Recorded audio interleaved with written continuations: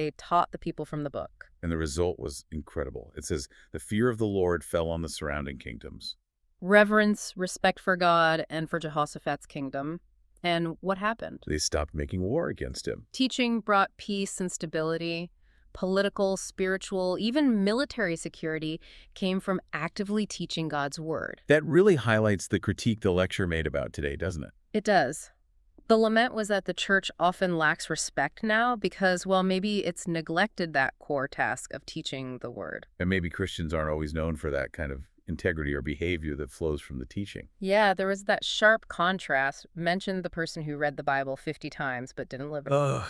The focus has to be on living what's taught, not just reading or knowing it intellectually. But even just the act of reading it aloud with intention can be powerful, like King Josiah. Right. He just read the Book of the Covenant they found, and boom, massive spiritual revival sweeps the land, 2 Chronicles 34. And Ezra.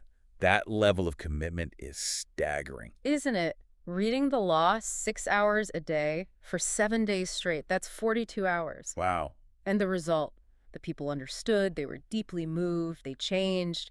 It shows what kind of dedication might be needed for theological knowledge to truly make an impact. It all comes back to that solid foundation then. Yeah. As Ephesians 2:20 says, built on the apostles and prophets, with Christ himself as the cornerstone. That's the bedrock. It's why theology, understood this way, is so sound. Hashtag, outro. Okay, so wrapping this up. Yeah.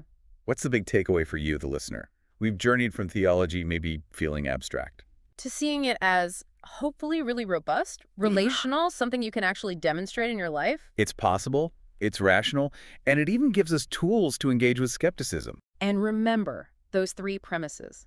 God's real and relational, your mind can grasp it, and God provides the revelation that knowledge isn't meant to just sit there. It's for synthesis, for application. Right. It's meant to be communicated, lived out.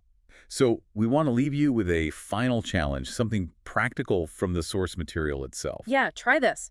Take all these ideas, Hodge's focus on relationship, using entropy to counter scientific claims, the transformation we see with Jehoshaphat, all of it. And boil it down. Create your own simple, practical definition of theology. Yes. And here's the real test. Could you explain your definition clearly to someone asking a tough question? Maybe even like a curious 5 or 6-year-old. If you can make it that simple, that clear, Then you've really grasped it. That's the sign of true understanding. that's a great challenge, something to really chew on. And hey, if you want to read more, the source mentioned checking out the Ultimato magazine website for articles. Good resource. Well, thank you for joining us on this deep dive.